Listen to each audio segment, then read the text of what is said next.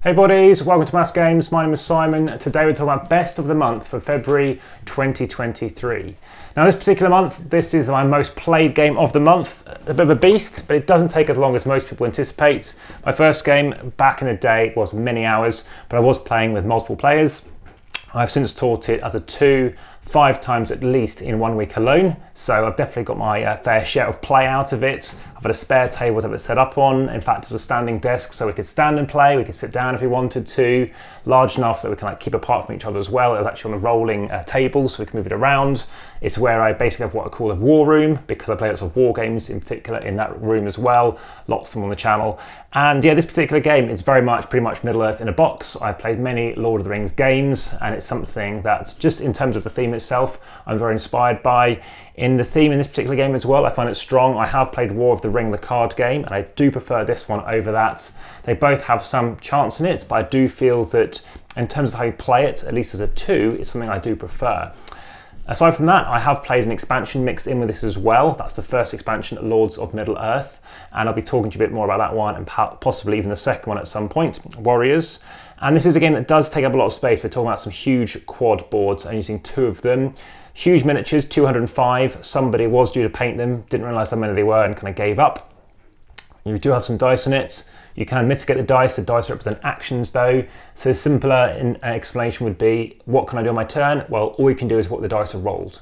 You do have 3, I guess, mulligans, whereby you can spend an elven ring and give it to the opponent if you happen to be playing as the free peoples to try and mitigate that, and then they can have a go and then it goes away. The opponent in this case will then be called the Shadow, representing Sauron. Sauron's forces will also be the Isengard and the Easterlings and the Southerlings, whereas you as the Free Peoples represent 5 distinct classes or nations called the Elves, the Dwarves, you've got the North folk or the Northmen, you've also got Gondor and Rohan. Now I've played the over 60-hour playlist on Spotify twice, from Spotify going through the entire War of the Ring playlist as well. Obviously you can tell I've been very much immersed in this game. It has racked up pretty much the amount of plays in terms of time of all the other games put together. So, and in addition to amount of plays as well, it's an asymmetric game whereby you have 2 different win conditions for both teams. One of them involves trying to get 4 victory points, but basically as the Free Peoples, you've quelled Sauron and his forces enough to win the game. The other way is to destroy the one ring, with the ring bearers doing so, casting it into the Crack of Doom.